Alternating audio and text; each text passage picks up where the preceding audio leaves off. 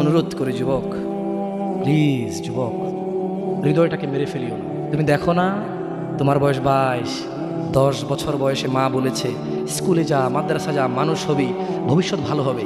তুমি শোনোনি, cricket, football, cinema, নাটক, কোথায় বিয়ে, কোথায় গায়ে হলুদ, গান বাজনা বাজিয়ে তোমার জীবন কাটাই দিছো। যুবক দেখো, 22 বছর বয়সে তুমি মূর্খ। তোমার পাশের বন্ধু পাইলট স্কুলে পড়ে, হ্যাঁ 10টা টিউশনই পড়ায়, 30,000 টাকাও কামায়। হ্যাঁ, তুমি যাকে বিয়ের প্রস্তাব দিচ্ছ কেউ রাজি নাই, ওর জন্য 5টা ঘর আসে, ওর মা বলছে এখনো ছোট, আরো পড়াশোনা করুক, আর তুমি বিয়ের জন্য হন্য হয়ে খুঁজতেছো। কোনো রিক্সাওয়ালাও তোমাকে মেয়ে দিতে রাজি। তুমি দেখো 10 বছর 15 বছর বয়সে যদি মায়ের ওই কথা মেনে নিতা, তাহলে তুমি আজকে উপকৃত থাকতা। আমি জামশেদ মজুমদার 27 বছর বয়সে এসে তোমাকে বলছি তুমি গান বাজনা ছেড়ে দাও। ইনশাআল্লাহ 60 বছর পরে মারা গেলে, 30 বছর পরে মারা গেলে, 70 বছর পরে মারা গেলে ওই উপকৃত হবা। আর তা না হলে এই গান বাজনার সাথে তুমি তোমাকে ধ্বংস করে দিচ্ছ। যেদিন নিঃশ্বাস বন্ধ হয়ে যাবে সেদিন হলেও বুঝবা। বুঝতে তোমাকে হবেই, জমিনের উপরে বোঝো অথবা জমিনের নিচে বোঝো, বুঝবে তুমি হবে। শোনো, আল্লাহ কোনো কিছু বলেছে আর তুমি বুঝবা না, আহা হা, পার পাওয়া যাবে না। তবে তোমাকে বলি, যা করেছো করেছো, যা গান বাজনা শুনেছো শুনেছো, এবার আল্লাহকে ভয় করে সব ছেড়ে ইস্তেগফার করো, বলো আল্লাহ আমাকে ক্ষমা করেন, আমার এই 2 কানে গলিত সীসা ঢালিয়েন না ইয়া আল্লাহ। ছিলাম কিন্তু আমি উপলব্ধি করতে পারিনি, ইয়া আল্লাহ আজকে আমি উপলব্ধি করছি। আল্লাহ আমি আর কখনো বাদ্যযন্ত্র দিয়ে নিজেকে আনন্দিত করব না। এই হারাম যা আপনাকে রাগান্বিত করে, আমি আর কোনোদিন এই হারাম দিয়ে নিজেকে আনন্দিত করব না। আমি অনুরোধ করব, চিটাগং শহরে থাকি, বেশি দিন হয় না, তবে কারো বিয়ে হলে আর 2 দিনও ঘুম হয় না, এত পরিমাণ গান বাজনা বাজায়, আল্লাহি হৃদয় ভেঙে যায়। আল্লাহর কসম, কি দিয়ে বুঝায় আপনাকে? মন চায় মারামারি করি, মন চায় গালাগালি করি, মন চায় ঝগড়া করি, মন চায় ওর বিয়ে ভেঙে দেই, মন চায় নিজে পুলিশের ওসি হয়ে ওদের সবগুলো বন্ধ করি, মন চায় রাজনৈতিক নেতা হয়ে লাঠিছোটা নিয়ে এদেরকে পিটানো শুরু করি, মন চায় আল্লাহর থেকে অনুমতি আসুক, ওহি বন্ধ হয়ে গেছে, মন চায় আল্লাহ তুমি ওহি পাঠাও, একটাকে গলায় পাড়া দেয় কতক্ষণ। মন চায় নিজেকে যদি অনেক জ্ঞানী, অনেক কিছু হতাম, কোথাও গিয়ে যদি বলতাম গান বন্ধ করো, যদি বন্ধ করে দিত, যদি এমন কিছু হতাম, কত কিছু যে মন চায়। তোমার বিবাহ তুমি রামশ্যাম যদুমধুর মতো করে ফেলেছো। যুবক, তুমি কেন কবুল পড়ে বিয়ে পড়ো? আমার তো বুঝে আসে না। বাবা, আপনি কেন আপনার ছেলেকে কবুল পড়িয়ে বিয়ে দিচ্ছেন? আমার বুঝে আসে না। ভাই, আপনি কেন আপনার মেয়েকে কবুল পড়িয়ে বিয়ে দিচ্ছেন? আমার বুঝে আসে না। আপনার মেয়ে হলুদ কাপড় পরে, মাথার মধ্যে খোপা দেয়, 3 জনে এসে দুধ খাওয়ায়, 4 জনে কোলে নিয়ে নেয়, 6 জনে গান বাজায়, 10 জনে এসে হলুদ মাখে, শুধু বুঝি মৌলবি দিয়ে কবুল পড়ালে বুঝি মুসলিমের বিয়ে হয়? শুনুন, আপনার নবী মুহাম্মদুর রাসূলুল্লাহ সাল্লাল্লাহু আলাইহি ওয়াসাল্লাম কবুলের পদ্ধতি দিয়ে গেছেন, তাই কবুল পড়ায় মুসলমানের বিয়ে মনে করেন না। কিন্তু বাকি যেগুলো করেন এগুলো কার পদ্ধতি? কার? মিথ্যা কথা বলবেন না। হুজুর ডেকে খুতবা পড়ে কবুল পড়ে বিয়ে কার পদ্ধতি? আল্লাহ নবীর। এই গান কার পদ্ধতি? কেন করতেছেন? ওটা তো আপনার বিয়ের অংশ। বিয়ে না হলে তো বাজাতেন না। বিয়েকে কেন্দ্র করে যেমন কবুল বলছেন, বিয়েকে কেন্দ্র করেই তো গানটা বাজাচ্ছেন। কয়জন নবীর উম্মত আপনি? আপনার নবীর নাম কি? আই এম আস্কিং ইউ, আপনার নবীর নাম কি? আমার নবীর নাম মুহাম্মদ রাসূলুল্লাহ সাল্লাল্লাহু আলাইহি ওয়াসাল্লাম। Who is the messenger of Allah for you? আপনার জন্য আল্লাহর নবী কে? কোন নবীর সুন্নাত পালন করলেন গান বাজিয়ে? আপনার জন্য আমার বিল্ডিংটা ভেঙে পড়বে, বলে রাখি ছাড়বো না। আল্লাহ তুমি আমার ভাইদেরকে হিদায়াত দাও ইয়া আল্লাহ, ছাড়বো না। এই যে ভূমিকম্প হলো আপনার গান বাজনা বাজানোর কারণে। মুহাম্মদ সাল্লাল্লাহু আলাইহি ওয়াসাল্লাম কি মিথ্যা কথা বলে? কারা কারা হাত তোলেন তো যে মুহাম্মদ সাল্লাল্লাহু আলাইহি ওয়াসাল্লাম জানে না, মুহাম্মদ সাল্লাল্লাহু আলাইহি ওয়াসাল্লাম জানে না, এরকম কারা কারা স্বীকার করে? আল্লাহ নবী বলেছে, যখন বাদ্যযন্ত্র বেড়ে যাবে, গায়িকারা সম্মুখে এসে নাচবে, তুমি অপেক্ষা করো, পাহাড়গুলো কেঁপে উঠবে, পৃথিবীটা নড়ে উঠবে। জালজালা ইযা জুলজিলাতিল আরদু জিলজালাহা, যখন পৃথিবী প্রবল কম্পনে প্রকম্পিত হবে, ওয়া খরাজাতিল আরদু আসকালাহা, যখন এই মাটি তার ভিতরে যা আছে একদম লাথি মেরে বের করে দেবে, লাশ হোক আর যাই হোক, মাটি বলবে যে বেরো, বের হও আমার থেকে, বের হও, আমি তোর আর কাউকে রাখবো না। ওয়াকাল আল ইনসান, মানুষ বলবে মালাহা মালাহা, পৃথিবীটা কি হলো, এই মাটির কি হলো, কেন সে কবরগুলো লাশগুলো বের করে দিচ্ছে, কেন সে স্বর্ণ মতি হীরা মানিক্য বের করে দিচ্ছে, মালাহা এর কি হলো, কেন পাহাড় নড়ে উঠছে, কেন পাহাড় ভেঙে চূর্ণ বিচূর্ণ হয়ে যাচ্ছে? মানুষ বলবে মালাহা, পৃথিবীর কি হলো? বিআন্না রাব্বাকা আওহালাহা, পৃথিবী এটা করবে, বিআন্না রাব্বাক, কারণ তোমার প্রতিপালক আওহালাহা পৃথিবীকে আদেশ করেছে। আপনি গান শোনেন, আমি শুনি না, আপনি গান বাজান, আমি বাজাই না। যখন চিটাগং নড়ে উঠলো ভূমিকম্পে, আপনার বাড়ির সাথে আমার বাড়িটাও নড়ছে। বন্ধ করেন এই জুলুম আমাদের উপর। আল্লাহর দিকে তাকিয়ে বন্ধ করেন, আল্লাহর দিকে তাকিয়ে বন্ধ করেন। আপনার বাড়িটা যদি ভেঙে ফেলার ইচ্ছা, বুলডোজার ভেঙে ফেলেন, কেউ ধরবে? কেউ জিজ্ঞেস করবে আপনাকে? আপনি গান বাজনা শুনে ভাবে পৃথিবীতে বিপর্যয় নিয়ে আসতেছেন। ইত্তাকিল্লাহ হাক্কা তুকাতিহ, আল্লাহকে ভয় করুন যেভাবে ভয় করা উচিত। ইয়া শাবাব, আহলুল মুনাফিক, নামধারী কিছু মুসলমান, এদের ফাঁদে পা দিও না। তারা চায় তোমরা নেশায় মত্ত হয়ে তোমরা তোমাদের জীবনটাকে জাহান্নামে উজাড় করে দাও। তারা চায় তোমরা শয়তানের ফাঁদে পা দিয়ে তোমরা আল্লাহ দ্রোহিতা এবং রাসূল দ্রোহিতায় মেতে ওঠো। অথচ আল্লাহ চায় তোমরা সফলতার দিকে আসো, আল্লাহ চায় তোমরা আল্লাহর ক্ষমার দিকে আসো, তোমরা সফল হও, আল্লাহ চায়। আল্লাহ সুবহানাহু ওয়া তাআলা বলেন, ইয়া আইয়ুহাল্লাযীনা আমানু ইন্নামাল খামরু ওয়াল মাইসির ওয়াল আনসাব ওয়াল আজলাম রিজসুম মিন আমালিশ শাইতান ফাজতানিবুহু লাআল্লাকুম তুফলিহুন। হে তোমরা যারা ঈমান এনেছো, মদ, জুয়া, মূর্তি পূজার ব্যাধি ও ভাগ্য নির্ণয় গণকের কাছে যাওয়া শিরক, গণকের কাছে যাওয়া শিরক। ভাগ্য নির্ণয় করার শর্ত কেবল ঘৃণার বস্তু, শয়তানের কাজ, কাজেই তোমরা সেগুলো বর্জন করো। ফাজতানিবু, কাজেই তোমরা সেগুলো বর্জন করো। ইয়া শাবাব, হে মানুষ, তোমরা মদ, জুয়া, গান, বাজনা, ভাগ্য নির্ণয় করে এরকম জিনিস থেকে বেঁচে থাকো। আল্লাহ বলছেন যে রিজসুম মিন আমালিশ শায়তান, এগুলো শয়তানের কাজ, এগুলো ইবলিসের কাজ। ফাজতানিবু, আল্লাহ বলছে হে আমার বান্দারা, ফাজতানিবু, এগুলো থেকে বেঁচে থাকো। কেন? লাআল্লাকুম তুফলিহুন, যাতে তোমরা জিতে যাও, যাতে তোমরা সফল হও, যাতে তোমরা জান্নাতি হও, যাতে তোমরা ভয়াবহ আগুন থেকে বেঁচে যাও। জাহান্নামের আগুন কি? নাযাআতাল লিশশাওয়া, চামড়া খসে দেবে, এটা হচ্ছে জাহান্নামের আগুন। জাহান্নামের আগুন থেকে বাঁচার দরকার আছে না নাই?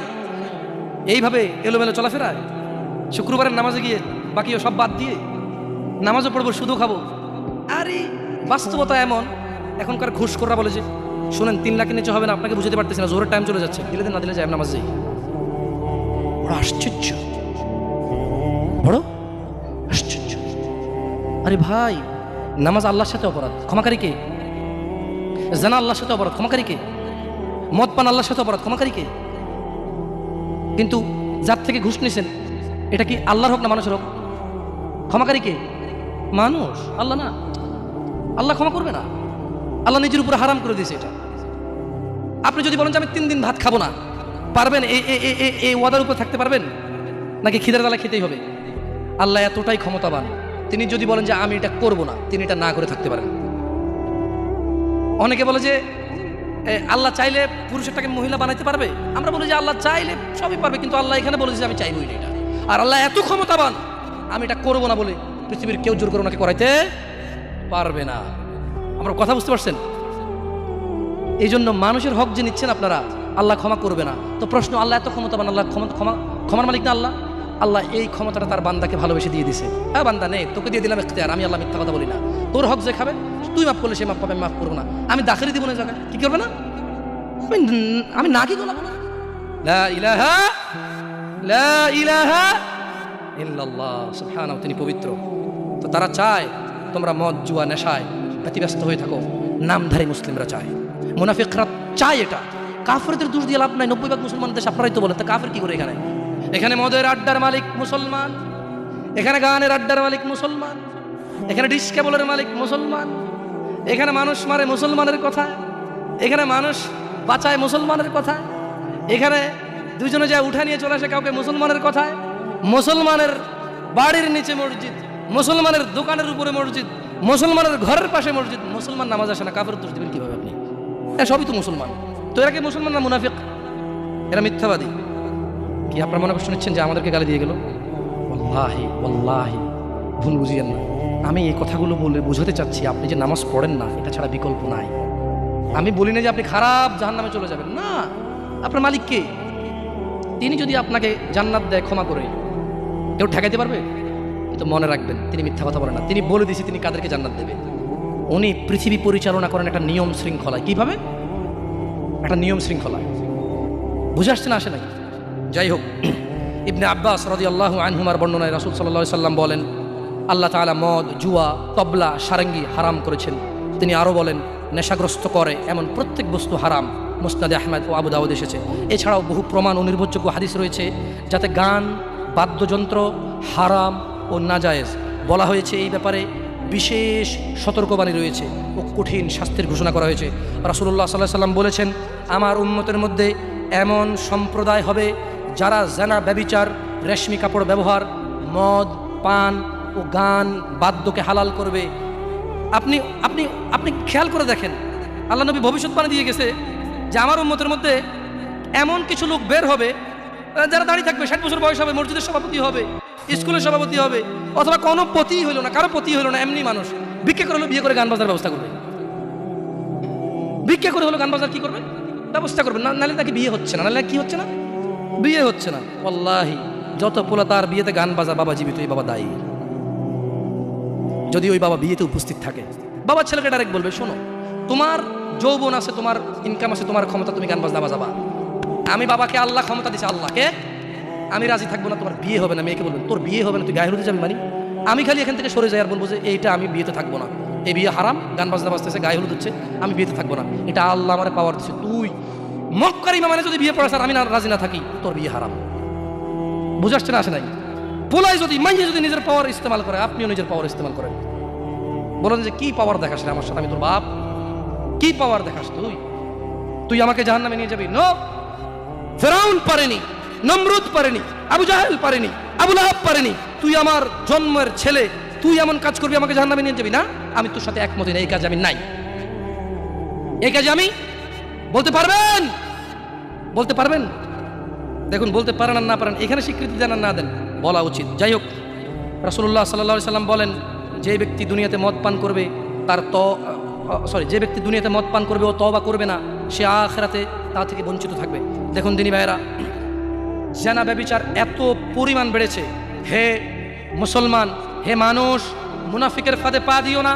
তারা চায় তোমরা বেহায়াপনা, নির্লজ্জতা, নোংরামো, অশ্লীল চরিত্রকে আপন করে নাও, যা তোমাদের দুনিয়া ও আখিরাতকে সম্পূর্ণ ধ্বংস করে দিবে, যা তোমরা তোমার নিজের ও তোমার ভবিষ্যৎ প্রজন্মের দুনিয়া ও আখিরাত অন্ধকার করে দেবে। এই ব্যাপারে আল্লাহ সুবহানাহু ওয়া তাআলা সূরা আল ইসরা বলছেন, ওয়ালা তাকরাবুজ জিনা, তোমরা জানার কাছেও যেও না, ইন্নাহু কানা ফাহিশাতাও ওয়া সাআ সাবিলা, নিশ্চয়ই এই জানা ব্যভিচার, নিশ্চয়ই এই জানা ব্যভিচার, নিশ্চয়ই এই জানা ব্যভিচার অশ্লীল, অশ্লীল, অশ্লীল, অশ্লীল, নিকৃষ্ট, নিকৃষ্ট, নিকৃষ্ট আচরণ। রাসূলুল্লাহ সাল্লাল্লাহু আলাইহি সাল্লাম বলেন, জানাকারী ব্যক্তি যখন সে জানা করে ওই সময় তার ঈমান থাকে না। চোর যখন চুরি করে ওই সময় সে মুমিন থাকে না।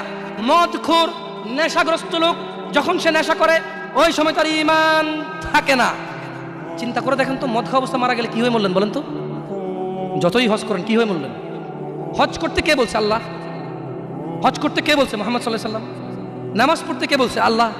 নামাজ পড়তে কে বলছে? মুহাম্মদ সাল্লাল্লাহু আলাইহি সাল্লাম। ওই একই মুহাম্মদ সাল্লাল্লাহু আলাইহি সাল্লাম বলছে, চোর চুরি করার সময়, মদখোর মদ খাওয়ার সময়, জানাকারী ব্যক্তি যতক্ষণ ওই মহিলার সাথে থাকে এর ঈমান কি? বলেন কতদিন বাঁচবেন? কে আছেন বলতে পারেন? আবারও পাইলাম না। আমি ভাবছি এতক্ষণ ওয়াজ শোনার পর একটু সাহস হবে, বলবো যে আমি এতদিন বাঁচবো। তো যে জানা করতে গেলেন তার মানে গ্যারান্টি আছে যে যা জানাটা না করে চলে আসবো, তারপরে মরবো তওবা করে, না? এরকমই তো কিছু নাকি? আল্লাহ আমাদেরকে বুঝার তৌফিক দান করুন। দেখুন দিনী ভাইয়েরা, আল্লাহ সুবহানাহু ওয়া তাআলা বলছে যে নিশ্চয়ই তোমাদের ধন সম্পদ ও তোমাদের ছেলে সন্তান তোমাদের জন্য পরীক্ষা এবং তোমাদের শত্রু। কিছু কিছু ক্ষেত্রে ছেলে সন্তান ধন সম্পদ কি শত্রু। যে এই ছেলের জন্যই তো রেপ করে আসছে, আপনি বলছেন যে না আমার ছেলে নির্দোষ, 5 লাখ টাকা উকিলকে দিয়েছেন, 10 লাখ টাকা অমুককে দিয়েছেন, 3 লাখ টাকা অমুককে দিয়ে একটা মেয়ের জীবন নষ্ট হয়ে গেল, আপনি পরোয়াই করেননি। কার জন্য এটা করেছেন বলেন তো? আপনার নিজের জানা করার কারণে নাকি ছেলে? নিজের জন্য না ছেলের জন্য? হ্যাঁ, তো বলেন এই ছেলে কি শত্রু না মিত্র? এই ছেলের এই যে আপনি একটা অন্যায়কে সাপোর্ট করে গেলেন, যদি আল্লাহ আপনাকে জিজ্ঞেস করে আপনার বাচ্চা আছে, এই অন্যায়টা আপনি কার জন্য করছেন? কার জন্য? তাহলে এই ছেলেকে শত্রু না বন্ধু? এই জন্য দিনী ভাইয়েরা, আমি এতক্ষণ থেকে আপনাদেরকে কিছু নসিহত করেছি, আপনাদেরকে বলে রাখি, আপনি, শুধু আপনি না, এই পৃথিবীতে যত মানুষ আর জিন আছে সব যদি একসাথে হয়ে ফন্দি করে যুক্তিশলা পরামর্শ করে আল্লাহ দ্রোহিতা, আল্লাহ বিরোধী কাজ করে, আল্লাহর কিছুই যায়? জোরে বলেন তো, আল্লাহর কিছুই যায়? এই পুরো পৃথিবীর মানুষ এবং জিন সবাই যদি একসাথে কোনো গুনাহ না করে, শুধুই আল্লাহর অনুগত্য করে, আল্লাহর যেই ক্ষমতা, আল্লাহর যেই মহত্ব, কিছুই বাড়বে কিছুই বাড়াইতে, কিছুই কমাইতে পারবেন না। আপনাকে একটা কথা বলবো, নিজেকে বেশি অপরাধী মনে করিয়েন না। আপনি এত ভালো আল্লাহ পেয়েছেন, আপনি এত ভালো রব পেয়েছেন।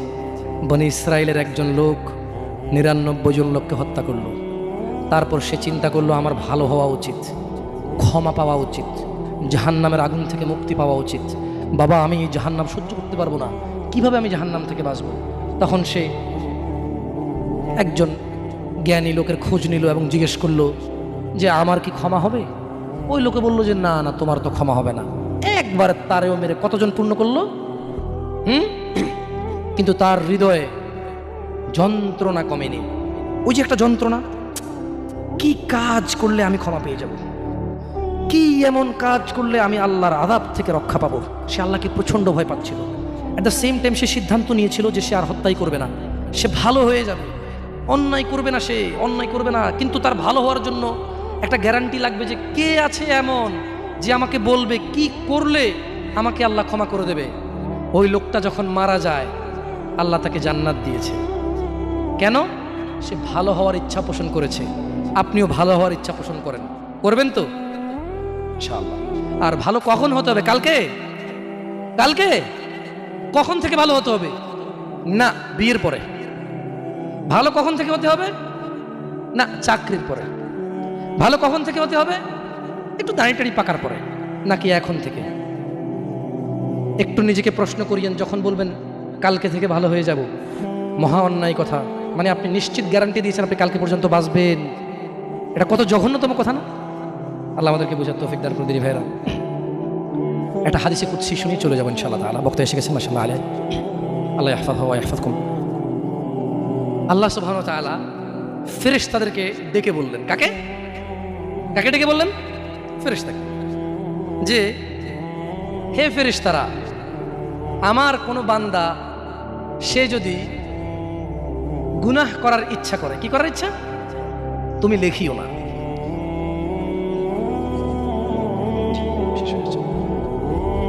তাহলে ফেরেশতাদেরকে আল্লাহ কি বললেন? আমার কোনো বান্দা গুনাহ করার ইচ্ছা করলে তোমরা তা লেখিও না, যতক্ষণ পর্যন্ত সে না করে। যখন সে এই অপরাধ করে ফেলে তোমরা লেখিও, বাড়তি লেখিও না, যতটুকু করেছে অতটুকুই লিখবা। কিন্তু জানেন আল্লাহ আপনাকে কত ভালোবাসে? এই সেম আল্লাহ ফেরেশতাদেরকে বললেন, শোনো, আমার কোনো বান্দা যদি কোনো ভালো কিছু করার নিয়ত করে সঙ্গে সঙ্গে নেকি লিখে ফেলো। সুবহান। আমার কোনো বান্দা যদি ভালো কিছু করার নিয়ত করে সঙ্গে সঙ্গে লিখে ফেলো। সে এই কাজটা করা পর্যন্ত অপেক্ষা করার দরকার? সে নিয়ত করছে এটা করবে, মাদ্রাসা দান করবে, মাহফিলে দান করবে, মসজিদে দান করবে, সিগারেট ছেড়ে দেবে, এখন থেকে ছেড়ে দিছে, প্রতিজ্ঞা নিছে, এখন থেকে মদ খাওয়া ছেড়ে দিছে, এই এখন এই মাহফিলে প্রতিজ্ঞা নিছে, ইনশাআল্লাহ তাআলা ফজরে আমার যা হয় হয়, মসজিদ আমার চেহারা দেখবে, আমি মসজিদের চেহারা দেখব। আল্লাহ বলছে যে ফেরেশতা লিখে ফেল, লিখে ফেল। এখন কিন্তু ফজর হয়নি, তো এই লোকটা এরকম প্রতিজ্ঞা করে যদি সে মসজিদে ফজরে উপস্থিত হয়ে যায়, যদি সে মদের বোতল আসলো কিন্তু খেলো না, জুলুম করার সুযোগ আসলো কিন্তু করলো না, সে এবার এই ভালো কাজটা বলে করেও ফেলছে, রাইট? আল্লাহ বলেন যে ফেরেশতা বাড়ায় লেখ, 10 থেকে 700 গুণ বাড়িয়ে দে। ইয়া আল্লাহ, ইয়া আল্লাহ, আমরা তো এতটা অপদার্থ হয়ে গেছি, এতটা নিমুখারাম নাফরমান হয়ে গেছি, ভালো কিছু করার নিয়ত করি না। কোনো হুজুর আসা ঠিক কিনা, সবাই ঠিক, তারপর শেষ, সব শেষ। না, আমাকে ঠিক বলতে হবে না, এখানে সবাইকে শুনে ঠিক বলতে হবে না, আপনি ঠিক হয়ে যান। আল্লাহ আমাদেরকে বোঝার তৌফিক দান করুন।